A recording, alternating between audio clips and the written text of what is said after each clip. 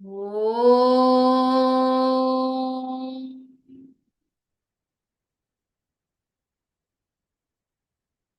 திருமூலரின் திருவடிகளை வணங்கி இந்த வகுப்பை தொடங்குவோம். இன்னைக்கு நம்ம இந்த வருஷத்துல இன்னைக்கு தான் நம்ம புது தலைப்பு ஆரம்பிச்சிருக்கோம், மூன்றாம் தந்திரத்துல. இதுக்கு முன்னாடி இயமம் நியமம் அஷ்டாங்க யோகம் பத்தி பார்த்தோம், 8 நிலைகளா பார்த்தோம். அது முழுவதுமே நமக்கு கிடைக்க நம்ம செய்ய வேண்டிய பயிற்சி. பயிற்சி செய்தா இறைவனை அடையலாம் அடையலாம்ங்கிற மாதிரி. அது என்ன பயிற்சி, எப்படி செய்யணும் அப்படிங்கறதெல்லாம் சொல்லி கொடுத்திருந்தாரு. இப்ப நம்ம பார்க்க போற தலைப்பு வந்து அட்டமா சித்தி. சித்தினா ஒரு வரம் மாதிரி, நமக்கு கிடைக்கக்கூடிய வரங்கள். அதாவது இறைவனை அடையிறது தான் நம்மளுடைய இலக்கு. அதுக்கு முன்னாடி நமக்கு என்னெல்லாம் கிடைக்கும், என்னெல்லாம் நடக்கும் அப்படிங்கிற மாதிரி சொல்ற தலைப்பு தான் அட்டமா சித்தி. இந்த அட்டமா சித்திய நம்ம எப்படி வந்து புரிஞ்சுக்கலாம்னா, நம்ம தேவர்களும் அசுரர்களும் பார்க்கடலை கடையிற கதை வந்து நம்ம படிச்சிருப்போம், கேள்விப்பட்டிருப்போம். அதுல என்ன ஆகும்னா, அந்த மலையை கொண்டு வந்து வச்சிருவாங்க. அந்த பாம்பை வச்சு அசுரர்கள் ஒரு பக்கம் தேவர்கள் ஒரு பக்கம்னு பிடிச்சு இழுக்க ஆரம்பிப்பாங்க அந்த பாம்பை. அப்ப அந்த பார்க்கடல்ல இருந்து ஒவ்வொரு நிலையிலையும் ஒவ்வொரு விதமான ஆஹ் பொருட்கள் வந்து அவங்களுக்கு கிடைச்சிக்கிட்டே இருக்கும். ஒரு ஒரு இடத்துல பார்த்தா ஒரு வைரமா நிறைஞ்ச ஒரு ஒரு பெரிய பொக்கிஷம் வரும். அப்புறம் ஒரு ஒரு இடத்துல என்ன ஆகும்னா, பெரிய ஒரு அசுரன் மாதிரி ஒருத்தன் வருவான். அப்புறம் இன்னும் கடைய கடைய ஒரு அழகான பெண் வருவா. இந்த மாதிரி கதைகள் இருக்கும். அவங்களுக்கு வந்து ஒன்னொன்னா கிடைச்சிக்கிட்டே இருக்கும். ஆனா அவங்க வந்து கடைய ஆரம்பிச்சதே அமிர்தத்தை எடுக்கணுங்கிறதுக்காக தான். அதனால அந்த ஒவ்வொரு படியிலையும் என்னென்ன கிடைக்குதோ அதை வந்து அவங்க பொருட்படுத்தாம தொடர்ந்து கடைஞ்சுக்கிட்டே இருப்பாங்க. அது எல்லாம் அப்புறம் வரும் மறையும் வரும் மறையும் அப்படியே இருக்கும். கடைசியா அந்த அமிர்தம் வந்து கிடைச்சிரும். அதே மாதிரிதான் இந்த அட்டமா சித்திங்கிறது என்னன்னா, நான் எப்படி அந்த அசுரர்களும் தேவர்களும் அமிர்தத்தை அடையிறத இலக்கா வச்சு கடையும் போது மற்ற விஷயங்கள் கிடைத்ததோ, அதே மாதிரி நமக்கு கிடைக்கக்கூடிய ஒரு பெரிய ஒரு வரம் மாதிரி தான் இந்த அட்டமா சித்தி. அது கிடைக்கும் போது நம்மளுடைய மனம் வந்து அதுல போயிடக்கூடாது, நம்ம அதுல மயங்கி அதுல போயிடக்கூடாது. எப்படி அந்த அசுரர்கள் தேவர்கள் வந்து அந்த அமிர்தத்தை மட்டுமே நோக்கி போனாங்களோ, அதே மாதிரி நமக்கு எத்தனை சித்திகள் கிடைத்தாலும் நம்ம அதை பெறுவதற்காக நம்ம இந்த யோகம் பண்ணல, நம்ம இறைவனை அடையிறதுக்காக தான் இந்த யோகத்தை பண்ண ஆரம்பிச்சிருக்கோம். அந்த புரிதலோட இந்த அட்டமா சித்திகளை நீ தெரிஞ்சுக்கலாம் அப்படிங்கிற மாதிரி தான் அட்டமா சித்தி கொடுத்துருக்காரு. அப்ப அட்டமா சித்திங்கிறது நம்மளை பொறுத்த வரைக்கும் எப்படி அந்த வைரம் வைடூரியம்லாம் பெருசோ, அதே மாதிரி நம்ம ஒரு மனித பிறவி எடுத்துட்டு நமக்கு இந்த மாதிரியான வரங்கள் கிடைக்கும் போது நம்மள அறியாமலே நம்ம மனம் தடுமாறி திரும்ப இதை அனுபவிக்கிறதுக்காக திரும்ப நம்ம மனசு மாறிடக்கூடாது, இறைவன் அடையணும் அப்படிங்கிறதுக்காக இந்த அட்டமா சித்தி பத்தி சொல்லியிருக்காரு. இந்த அட்டமா சித்திங்கிறது என்னன்னா, 8 விதமான மிக பெரிய சக்திகள், நம்மளால கற்பனை பண்ணி கூட பார்க்க முடியாத அளவுக்கு ஒரு 8 சக்திகள் வந்து நமக்கு கிடைக்கும் அப்படின்னு சொல்லியிருக்காரு. அதுதான் வந்து அனிமா, மகிமா, கரிமா, லஹிமா, பிராப்தி, பிராகாமியம், ஈசத்துவம், வசித்துவம். இது எல்லாமே அடுத்து விளக்கமா வந்து சொல்லியிருக்காங்க. அதுக்கு முன்னாடி நம்ம என்ன பார்க்கலாம்னா, இந்த அட்டமா சித்தி கிடைச்சிட்டா அப்படி நாம என்ன மனசு தடுமாறி போயிருவோம், அதை வச்சு நம்ம என்ன பண்ணிரலாம் அப்படின்னா, அதையும் வந்து நம்ம சித்தர்கள் சொல்லியிருக்காங்க. ஏன்னா எல்லாரும் நம்மள மாதிரி இருந்து இறைவனை அடையணும்னு முயற்சி பண்ணிட்டு அடுத்து அந்த அட்டமா சித்தி கிடைச்ச பிறகு அதுல மனம் போய் அதுல என்னெல்லாம் செய்திருக்காங்க, அதுல என்னெல்லாம் அவங்களால செய்ய முடியும் அப்படிங்கிறதையும் சொல்லியிருக்காரு. அது வந்து நம்ம அகத்தியரோட நூல் அட்ட கர்மம், அதாவது 8 விதமான செயல்கள் செய்ய முடியும், எதை வச்சு இந்த அட்டமா சித்திகளை கொண்டு அஷ்ட கர்மங்கள் செய்ய முடியும். அந்த அஷ்ட கர்மங்கள் என்னென்ன அப்படின்னு சொல்லி அகத்தியர் வந்து விளக்கமா சொல்லியிருக்காங்க.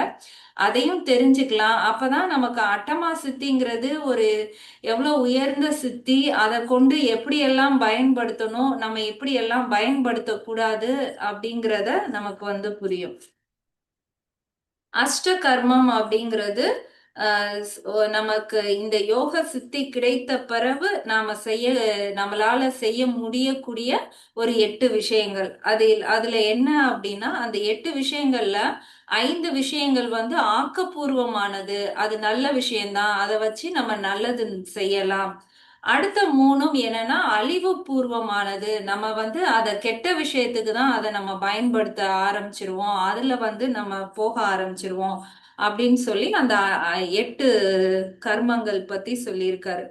அது என்னென்ன அப்படின்னா வசியம், மோகனம், தம்பனம், உச்சாடனம், ஆகர்ஷணம், பேதனம், விந்துவேஷனம், மாரணம். வசியம் அப்படின்னா ஒரு குறிப்பிட்ட நபரை மட்டும் நம்மளால வசியப்படுத்திக்க முடியும். இப்ப நம்ம நம்ம இருக்கோம், நமக்கு பக்கத்து வீட்டுல யாரோ ஒருத்தவங்கள பிடிச்சிருக்கு, ஆனா அவங்க கூட பழக வழி இல்லை அப்படின்னா, இந்த வசியம் அப்படிங்கிற ஒரு கர்மத்தை நாம வந்து பழகிக்கிட்டோம் அப்படின்னா, நம்ம நினைச்ச மாதிரி யாரனாலும் நம்மளை ஈர்க்கிற மாதிரி நம்மளால மாத்திக்க முடியும். இந்த சக்தி வந்து நமக்கு எப்படி கிடைக்கும்னா, ஒருத்தருக்கு அட்டமா சித்தி கிடைச்சிச்சுன்னா அதை கொண்டு அவங்களால இந்த வசியம் அப்படிங்கிற கர்மத்தை வந்து நிகழ்த்த முடியும். இரண்டாவது மோகனம். மோகனம் அப்படிங்கிறது ஒட்டுமொத்த கூட்டத்தையுமே வந்து அந்த மாதிரி நம்மளால மாத்திக்க முடியும். இப்ப சில இடங்கள்ல எல்லாம் ஏதாவது பிரச்சாரம் பண்றாங்க, ஆஹ் ஒரு போர்க்களத்துல போய் பேசுறாங்க, எல்லா போர் வீரர்களும் அந்த தலைவன் சொல்றத கேட்கணும், அந்த மாதிரி ஒரு ஒட்டுமொத்த கூட்டத்தையுமே தன்பால் வசீகரப்படுத்தணும் அப்படின்னா இந்த மோகனம் அப்படிங்கக்கூடிய அந்த கர்ம கலையை வந்து நாம இதுல இருந்து கத்துக்கலாம். அடுத்து தம்பனம். தம்பனம் அப்படிங்கிறது ஒண்ணு இயற்கையாவே செயல்பட்டுக்கிட்டு இருக்கு, அதை வந்து தற்காலிகமா நம்ம நிறுத்தி வைக்கணும் அப்படின்னா இந்த தம்பனம் அப்படிங்கிற கர்மத்தை வந்து நம்ம பிரயோகிக்கப்படுத்தலாம், பயன்படுத்தலாம். அப்படி இல்லாம ஆஹ் நமக்கு எதிரா யாராவது செயல்படுறாங்க அப்படின்னா அவங்கள அதை செய்ய விடாம நம்மளால நிப்பாட்டி வைக்கவும் முடியும். இதற்கு பெயர் வந்து தம்பனம். அடுத்தது வந்து உச்சாடனம். உச்சாடனம்ங்கிற கர்மம் என்னன்னா, இந்த ஏவல், பில்லி, சூனியம் இதெல்லாம் நம்ம கேள்விப்பட்டிருப்போம் இல்லையா? அந்த மாதிரியான விஷயங்கள்ல இருந்து நம்மளை பாதுகாத்துக்கிறதுக்கு, அந்த மாதிரி எதிர்மறை எண்ணங்கள் எங்கெல்லாம் இருக்கோ அது நம்மளை தாக்காத மாதிரி, அதற்கு உச்சாடனம்னா மந்திரம் இந்த மாதிரி ஒலி கொடுக்கறது மூலமா இது நம்மள தாக்காத மாதிரி நம்மள நாமே பாதுகாத்துக்க முடியும். அடுத்து ஆகர்ஷணம்.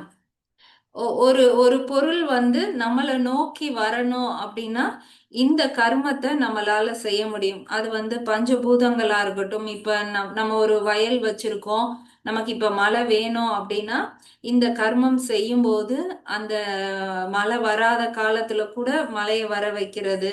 அப்புறம் நமக்குன்னு ஒரு தெய்வத்தை வந்து நம்மளை நோக்கி வர வைக்கிறது. இந்த மாதிரியான செயல்கள் செய்யறதுக்கு பேரு ஆகர்ஷணம். அடுத்து பேதனம். பேதன் இப்ப நம்ம பார்த்த 5மே வந்து நம்ம நல்ல விஷயங்களுக்காக பயன்படுத்திக்கலாம். இப்ப அடுத்து வர்றதெல்லாம் கொஞ்சம் தவறான விஷயங்களுக்கு பயன்படுத்துறவங்க.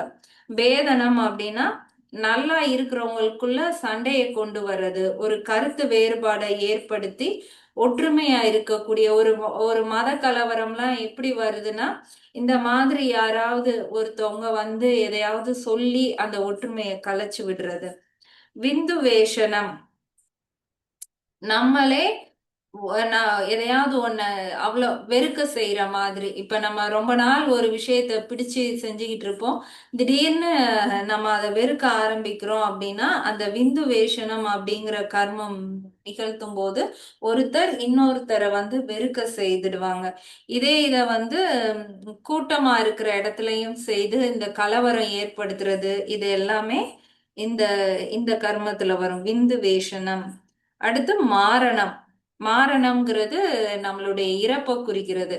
நல்லா இருக்கிறவங்கள திடீர்னு இறந்து போக செய்யறது, அந்த வேண்டாதவங்கள அழிப்பது, இந்த இந்த கடைசி மூணுமே வந்து சில கெட்ட விஷயங்களா பார்க்கப்படுது. நம்ம இந்த இதெல்லாம் கேள்விப்பட்டிருப்போம். மாந்திரீகம் பண்றாங்க, மை வைக்கிறாங்க, நல்லா இருந்தவங்கள இப்படி எல்லாம் பண்ணிட்டாங்கன்னு. அப்ப நல்ல எண்ணத்தோட இறைவனை நோக்கி போனவங்க தான் இந்த அட்டமா சித்தி கிடைக்கவும் அந்த சித்தியை பயன்படுத்தி இந்த மாதிரியான மூன்று அழிவு தரக்கூடிய கர்ம கலைகளையும் கத்துக்கிட்டு அந்த மாதிரியும் செய்யறவங்க எல்லாம் இருக்காங்க அப்படிங்கிறத நாம தெரிஞ்சுக்கணும். அப்படிங்கிறதுக்காக தான் அட்டமா சித்தி தொடங்குறதுக்கு முன்னாடியே அதை பத்தின நிறைய விஷயங்களை வந்து சொல்லியிருக்காரு. அதையும் தெரிஞ்சுக்கலாம். இப்ப இதெல்லாம் அவங்க எப்படி பண்றாங்க அப்படிங்கிறதையும் அகத்தியர் வந்து இன்னும் விளக்கமாவே சொல்லியிருக்காரு. நமக்கு வரக்கூடிய 7 கிழமைகளையும் இந்த அட்ட கர்மங்களோட செய்திருக்காரு. அப்ப அத அந்த பயிற்சி பண்றவங்க ஒவ்வொரு கிழமைக்கும் ஞாயிற்றுக்கிழமை வந்து இந்த வசியத்துக்கான பயிற்சி பண்ணும்போது அது கைகூடும். திங்கட்கிழமை மோகனம், செவ்வாய்க்கிழமை விந்து வேஷனம், புதன் தம்பனம், வியாழன் உச்சாடனம், வெள்ளி ஆக்கர்ஷணம், சனி மாரணம் அப்படின்னும் பேதனம் வந்து வெள்ளிக்கிழமையில இரண்டும் கொடுத்திருக்காங்க. அதே மாதிரி திசைகள் எந்தெந்த திசையில உட்கார்ந்து இந்த கர்மங்கள் நிகழ்த்தலாம் அப்படிங்கிறதையும் சொல்லியிருக்காங்க. கிழக்கு வசியம், தெற்கு மோகனம் மாரணம் இரண்டும் தெற்கு, மேற்குக்கு உச்சாடனம், வடக்கு பேதனம், தென்மேற்கு விந்து வேஷனம், தென்கிழக்கு தம்பனம், வடமேற்கு ஆகர்ஷணம், வடகிழக்கு சகல கர்மத்திற்கும் உகந்த திசை. இந்த மாதிரி 8 திசைகள்லையும் எப்படி எல்லாம் பயிற்சி பண்ணி இந்த கர்மங்களை அடையலாம். அதே மாதிரி உடைகள்லையும் சிவப்பு வஸ்திரம் அணியும் போது வசியம், மஞ்சள் மோகனம், பச்சை தம்பலம் தம்பனம், வெள்ளை பேதனம், பச்சை பட்டு உச்சாடனம், கருப்பு வஸ்திரம் மாரணம், செம்பட்டு சகல கர்மம் இதுல நிகழ்த்த முடியும். அதே மாதிரி உலோகங்கள் காரியம் வசியம், வங்கம் மோகனம், பொன் ஆகாஷனம், செம்பு தம்பனம், வெள்ளீயம் உச்சாடனம், கருத்தோலை விந்து வேஷனம், இரும்பு பேதனம், வெள்ளி மாரணம். அதே மாதிரி எண்ணெய் முதற்கொண்டு சொல்லியிருக்காங்க. எந்தெந்த எண்ணெய வச்சு நம்ம என்னெல்லாம் செய்ய முடியும்னு. பசு நெய் வசியம், நல்லெண்ணெய் மோகனம், வேப்பெண்ணெய் மாரணம், புக்க எண்ணெய் உச்சாடனம், புன்னை எண்ணெய் பேதனம், ஆதலை தம்பனம். அடுத்து கழுதை, ஆடு, பன்றி இதனுடைய பால்ல இருந்து கிடைக்கக்கூடிய நெய் வித்வேஷனம், வன்னி ஆள் விழா அந்த அதுல இருந்து கிடைக்கக்கூடிய எண்ணெய் சுபர் மந்திர் சுபகர்மத்திற்கு இதெல்லாம் பயன்படுத்தலாம். கள்ளி, எருக்கு, எட்டி, அத்தி, இச்சி இதுல இருந்து கிடைக்கக்கூடிய எண்ணெய் வந்து அசுப கர்மத்திற்கும் பயன்படுத்தலாம். அது மாதிரி எந்த இறைவனை வணங்கினா நமக்கு என்ன வசியம் எல்லாம் கிடைக்கும். ஈசன் வசியம், அக்கினி மோகனம், இந்திரன் தம்பனம், நிருதி உச்சாடனம், வருணன் ஆகர்ஷணம், வாயுதேவன் வித்துவேஷினம், குபேரன் வேதனம், யமன் மாரணம். அதே மாதிரி 8 மலர்கள் சொல்லியிருக்காங்க. மல்லிகை வசியம், முல்லை மோகனம், தாமரை தம்பனம், தும்பை உச்சாடனம், அரளி ஆக்ரூஷனம், காக்சன் மலர் வித்வேஷனம், ஊமத்தம் பேதனம், கடலை மலர் மாரணம். ஆசனங்கள் அதாவது நம்ம பலகை வச்சு அது மேல உட்காருவோம் இல்லையா. வசியம் பண்றதா இருந்தோம்னா நம்ம வில்வ பலகையில உட்காரணும். மாம்பலகை வந்து மோகனம், பலாப்பலகை தம்பனம், நீல கம்பளம் உச்சாடனம், வெள்ளாட்டு தோல் ஆகர்ஷணம், எட்டிப்பலகை வித்வேஷனம், மரத்தோளாடை பேதனம், அத்திப்பலகை மாரணம். அதே மாதிரி நம்ம சிவய நம சிவய சொல்றோம் இல்லையா. இந்த 5ம் ஐம்பூதங்களை குறிக்கக்கூடியது. அந்த ஐம்பூதங்களோட ஆற்றல் கொண்டு எப்படி நம்ம உச்சாடனம் பண்ணா இந்த கர்மங்கள்லாம் கைகூடும் அப்படிங்கிறதும் சொல்லியிருக்காங்க. சிவய நமன் சொல்லும்போது மோகனம், வயநமசி அப்படின்னு சொல்லும்போது வசீகரம். எனம சிவ உச்சாடனம், நம சிவய ஸ்தம்பனம், மசிவய ந ஆகர்ஷணம், யவ சி நம வித்வேடனம், மனயவசி பேதனம், யனவசிம மாரணம். இது எல்லாமே இந்த இந்த அட்ட கர்மங்களையும் இந்த அட்டமா சித்தி கொண்டு எப்படியெல்லாம் அடையலாம் அப்படிங்கிறதையும் விளக்கமா சொல்லியிருக்காங்க. அது மாதிரி இந்த வசியத்துக்குள்ளேயும் 8 விதமான வசியங்கள் இருக்கு. அந்த அது என்னென்ன வசியம், அதாவது வசியம் அப்படிங்கிறது நம்ம யாரையாவது ஒரு குறிப்பிட்ட நபரை வசியப்படுத்துறது அப்படின்னு பார்த்தோம் இல்லையா? அதுலயே சர்வ வசியம், அனைத்தையும் வசியப்படுத்துறது. ராஜவசியம், மேலான வசியம், புருஷவசியம், ஸ்ருதிவசியம், மிருகவசியம், சர்ப்பவசியம், சத்ருவசியம், லோகவசியம் அப்படின்னு சொல்லி 8 வசியங்கள் இருக்கு. அதே மாதிரி மோகனம் அப்படிங்கிறது ஒரு கூட்டத்தையே வசியப்படுத்துறது அப்படின்னு பார்த்தோம் இல்லையா? அதுலயும் 8 விதமான மோகனம்: சர்வ மோகனம், ராஜ மோகனம், புருஷ மோகனம், ஸ்ருதி மோகனம், மிருக மோகனம், சொர்ண மோகனம், சத்ரு மோகனம், லோக மோகனம். அது மாதிரி தம்பனம், அதுலயும் சர்வ சம்பனம், இக்கில சம்பனம், ஆயுத சம்பனம், மிருக சம்பனம், ஜல சம்பனம், அக்கினி சம்பனம், தேவ சம்பனம், சர்ப்ப சம்பனம். உச்சாடனத்திலையும் சர்வ சம்மனம், சர்வ உச்சாடனம், மிருக உச்சாடனம், சத்ரு உச்சாடனம், தேவ உச்சாடனம், விஷ உச்சாடனம், ஸ்ருதி உச்சாடனம், வியாதி உச்சாடனம். ஆகர்ஷணத்திலையும் இதே மாதிரி 8 இருக்கு. இந்த உச்சாடனத்துக்கும் வித்தேஷனத்துக்கும் மட்டும் 7 வகைகள், மீதி எல்லாத்துலயும் 8 வகைகள் சொல்லியிருக்காங்க. சர்வ ஆகர்ஷணம், பூத ஆகர்ஷணம், ராஜ ஆகர்ஷணம், புருஷ ஆக்ரஷ்ணம், ஸ்ருத்ரி ஆகர்ஷணம், மிருக ஆகர்ஷணம், தெய்வ ஆகர்ஷணம், லோக ஆகர்ஷணம். வித்தேஷனத்திலையும் 7: சர்வ வித்தேஷனம், ராஜ வித்தேஷனம், புருஷ வித்தேஷனம், ஸ்ருத்ரி வித்தேஷனம், மிருக வித்தேஷனம், தேவ வித்தேஷனம், லோக வித்தேஷனம். பேதனத்துல 8: சர்வ பேதனம், ராஜ பேதனம், புருஷ பேதனம், ஸ்திரீ பேதனம், மிருக பேதனம், தேவ பேதனம், அக்னி பேதனம், லோக பேதனம். மாரணத்துல சர்வ மாரணம், அரச மாரணம், சத்ரு மாரணம், சர்வ பூத மாரணம், சர்வ ஜீவ ஜந்து மாரணம், சாவ விஷ மாரணம், சர்வ தேவ மாரணம், சர்வ ரிஷி மாரணம். இப்படின்னு ஒவ்வொரு கர்மங்கள்லையும் என்னெல்லாம் செய்யலாம், என்ன மாதிரியான இதெல்லாம் நடத்தலாம், இதெல்லாமே சொல்லியிருக்காங்க. ஆனா நம்மளுடைய எண்ணம் இதுல எல்லாம் வேண்டாம். இந்த மாதிரியான கலைகள்ல நம்ம எல்லாருக்குமே நாட்டம் வரும், அதுலலாம் இல்லாம இந்த சித்திகளை நம்ம நல்ல விதத்துல பயன்படுத்தலாம். அந்த பார்த்தோம் இல்லையா, 5ம் ஆக்கப்பூர்வமான கர்மங்கள், அடுத்து வரக்கூடியது அழிவு பூர்வமான கர்மங்கள். அந்த இடத்துல போய் நமக்கு எந்த குழப்பமும் இல்லாம நம்ம இறைவன் அடையணும் அப்படிங்கிறதுக்காக இவ்வளவு விளக்கங்கள் கொடுத்திருக்காரு. இப்ப அட்டமா சித்தியில நம்ம முதல் பாடல் பார்க்கலாம். 640வது பாடல். பணிந்து என் திசையும் பரமனை நாடி, துணிந்து என் திசையும் தொழுதும் பிராணனை, அணிந்து என் திசையினும் அட்டமா சித்தி, தனிந்து என் திசை சென்று தாபித்தவாறே. பணிந்து இது எல்லாத்துலயுமே அந்த 8 திசை அதை குறிக்கிற மாதிரியே சொல்லியிருக்காரு அட்டமா சித்திக்கு. பணிந்து என் திசையும் பரமனை நாடி. பணிந்து அப்படின்னா நம்மளுடைய மனம் எல்லாமே எப்ப அடங்கி மனம் ஒருநிலைப்படுத்து மனம் பணியுதோ, அந்த ஆணவம் அகங்காரம்லாம் விட்டு பணியுதோ, அந்த மனம் ஒருமைப்பாட்டை அடைந்து என் திசையும், என் திசை அப்படிங்கிறது 8 திசை அப்படின்னா நம்மளை சுத்தி எல்லா திசைகளிலும் பரமனை நாடி.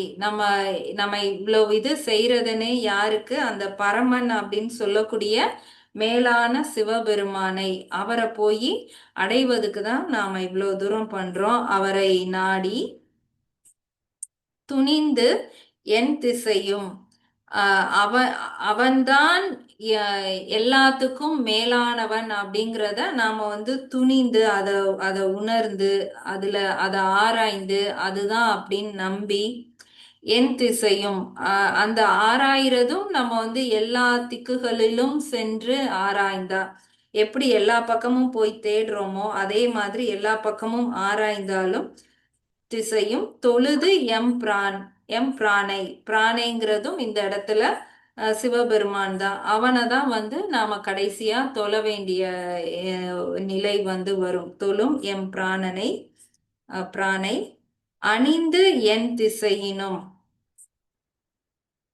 அணிந்து அப்படிங்கிறதும் அவனோடு நம்ம வந்து அடையுமாறு அவனையே கதின்னு நாம இருக்குமாறு அப்படின்னாலும் நம்ம எங்க தேடினாலும் அவன்தான் வந்து நாம போய் அடைய வேண்டிய பொருளாகவும் இருப்பான்.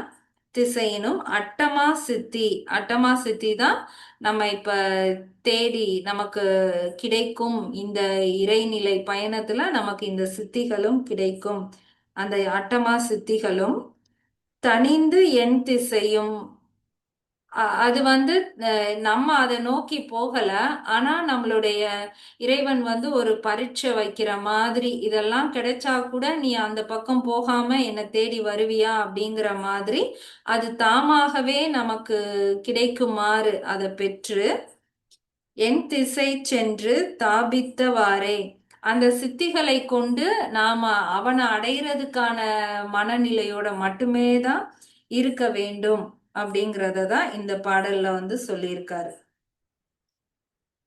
திரும்பவும் பார்க்கலாம். பணிந்து என் திசையும் பரமனை நாடி. நம்மளுடைய ஆணவம் அகங்காரம் அந்த மலங்கள் எல்லாம் நீங்க மனம் ஒருமைப்பாட்டோடு இறைவனை நாடி 8 திசைகளிலும் நாம் தேடிய போதும் துணிந்து என் திசையும் தொழுது எம் பிரானை 8 திசைகளிலும் ஆராய்ந்து பார்த்தாலும் இறைவனே மேலான பரம்பொருளாக இருக்கிறான்.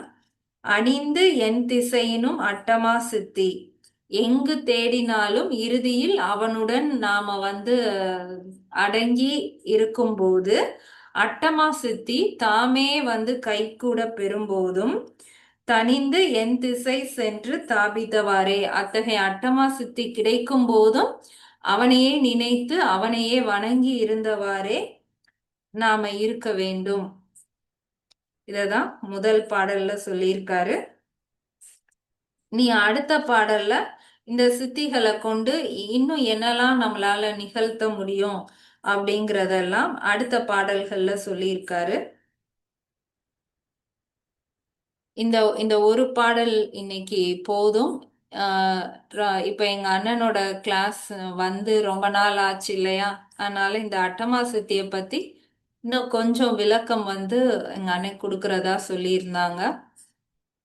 அதனால அடுத்து எங்க அண்ணன் கிளாஸ தொடருவான். அண்ணா.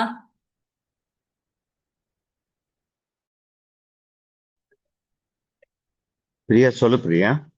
கேட்டுதான் இருக்கேன். ஆனா இன்னைக்கு மக்களோட உட்காந்துட்டு இருக்கேன் இங்க.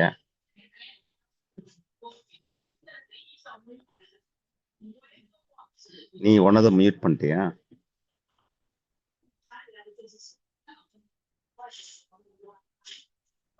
கேட்கல பிரியா, நீங்க மியூட்ல இருக்கீங்க. சரி, நான் இல்ல இன்னைக்கு இந்த ஒரு பாட்டு போதும். அடுத்து நீ கிளாஸ் வந்து ரொம்ப நாள் ஆச்சுல்ல, அதனால ஆமா. நீ எக்ஸ்பிளைன் அது பண்ணு. இங்க இன்னைக்குதான் வந்து சைனீஸ் நியூ இயர் ஈவ் இங்க. ஆமா, இன்னைக்கு எல்லாம் வெளியே உட்காந்து பேசிட்டு இருக்கோம். சரி நான் ஃபுல்லா கவனிச்சுட்டு தான் இருந்தேன். முதல்ல வந்துட்டேன். ஒரு சரி 10 நிமிஷம் தான் லேட்டா வந்தேன். சரி சரிண்ணா. நல்லா இருந்தது. அந்த சரி, நீ அஷ்ட கர்மங்கள் அஷ்ட கர்மங்கள் பத்தி ஷேர் பண்றியா எதுவும்? அஷ்ட இல்ல, கர்மம் இத எல்லாம் இந்த அட்ட கர்மங்கள் எல்லாமே வந்து மக்களோட நலனுக்காகத்தான் இது பண்ணியிருக்காங்கன்னு வச்சுக்கோயேன். ஆமா, இப்ப வசியம் அப்படின்னாலும் அந்த மோகனம் அப்படின்னாலும் அது வந்து அந்த சூழ்நிலையில எல்லாத்தையும் வசியம் பண்றது, அந்த சூழ்நிலையில அந்த மிருகத்தை வசியம் பண்றது, அந்த சூழ்நிலையில எதிரிகளை வசியம் பண்றது, இந்த மாதிரியான சித்து கதைகள்லாம் நம்ம படிச்சிருப்போம். உம் இல்லையா? இந்த வள்ளலார் வந்து ரெண்டு இடத்துல பார்த்த மாதிரி சொல்லுவாங்க. ஒரு கூட்டமே அவர் வசியம் பண்ணி அவர் அந்த இடத்துலயும் இருந்த மாதிரி வசியம் பண்ணியிருப்பாரு. இந்த மாதிரி பல கதைகள் இருக்கும். இது எல்லாமே பார்த்தோன்னா வந்து நல்லதை நோக்கியே தான் இதா இருக்கும். இதே மாதிரிதான் இந்த ஒரு பொருளை மாத்துறது, இது எல்லாமே அந்த ஒரு கூட்டத்தையே வசியம் பண்றது தான். ம், ஆமா. இது எல்லாமே வந்து இந்த பை ப்ராடக்ட்னு சொல்லுவோம் இல்லைங்களா? ஆமா. நம்மளுடைய நோக்கம் வந்து நெய் எடுக்கிறது தான் நம்ம நோக்கம். ஆனா இந்த ப்ராசஸ்ல வந்து நமக்கு வெண்ணெய் கிடைக்கும், அந்த ப்ராசஸ்ல நமக்கு மோர் கிடைக்கும் இல்லையா? அது மாதிரிதான் நம்மளுடைய நோக்கம்ன்றது வந்து அந்த இறைவனுடைய திருவடியை போய் சேருவதுதான். நம்ம பாதத்தை போய் சேருவதுதான். ஆனா வந்து நம்மளுடைய இது வந்து நமக்கு பை ப்ராடக்டா நிறைய சித்துக்கள் கிடைக்கும். அந்த சித்துல வந்து நம்ம பெருசா நாட்டம் கொள்ள தேவையில்ல அப்படின்றதுதான் இன்னைக்கு பிரியா சொன்னதான் நான் புரிஞ்சுக்கிறேன். ம், ஆமா. சரி பிரியா. இன்னைக்கு இங்க அப்படியே நாய்ஸ் அதிகமா இருக்கு இந்த பக்கம். சரிண்ணா. அதனால ஒரு ஃபுல் ஃபோக்கஸ்டா இருக்க முடியாது. அடுத்த வாரத்துல இருந்து பார்த்துருவோம். ம், சரி சரி சரிண்ணா. சரி பிரியா. சரி மக்களே, நன்றி, வணக்கம்.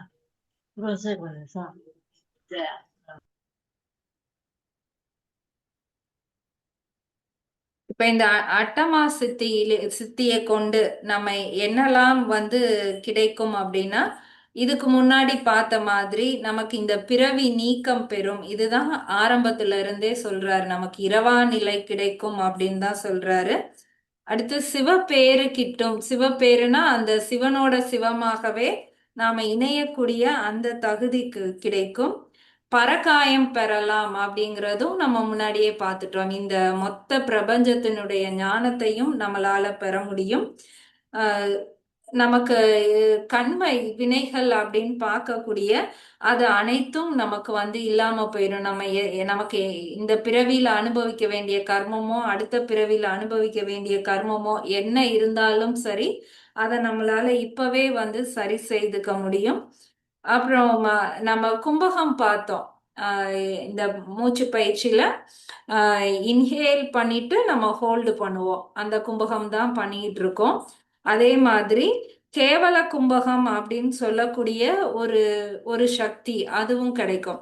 அதாவது கும்பகத்துல வந்து 3 விதமான கும்பகம் வந்து சொல்றாங்க. ஒண்ணு அந்தர் கும்பகம். அந்தர் கும்பகம்னா நமக்கு உள்ள நடக்கக்கூடிய ஒரு பயிற்சி.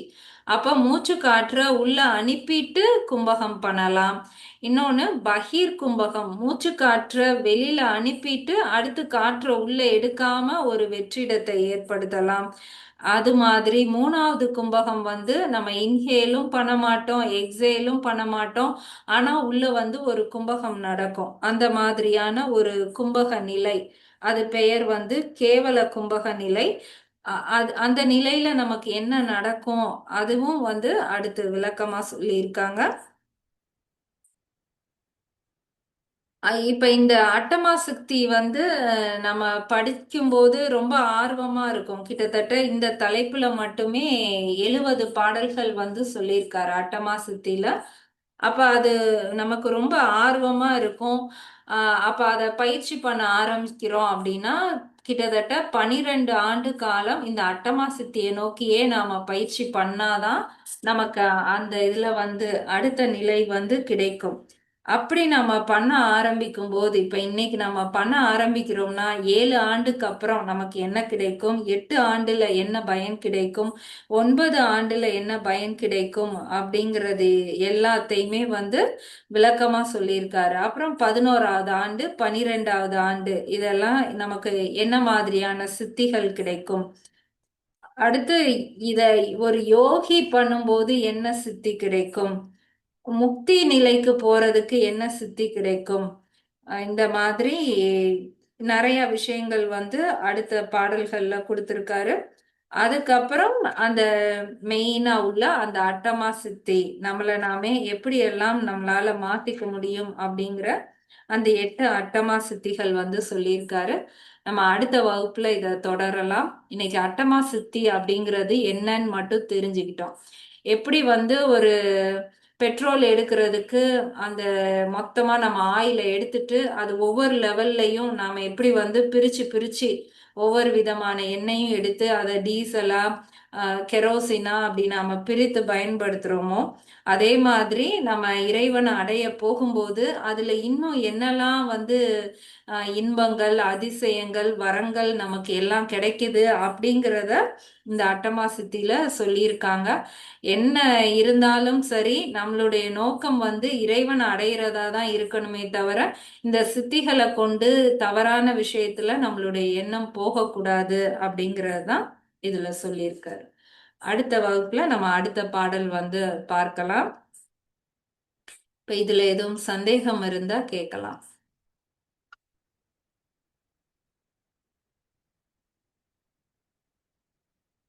இதுல ஒன்றும் சந்தேகம் இருக்காது. ஏன்னா அட்டமா சித்தின்னு ஒரு சக்தி வந்து நமக்கு கிடைக்கும் அப்படின்னு சொல்லியிருக்காரு.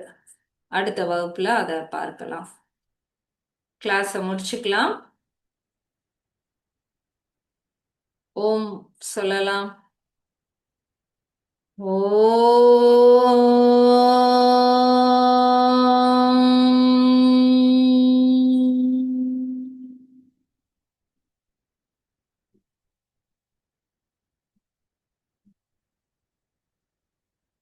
திருமூலரின் திருவடிகளை வணங்கி இந்த வகுப்பை முடிப்போம். அடுத்த வகுப்பில் மீண்டும் சந்திப்போம். நன்றி.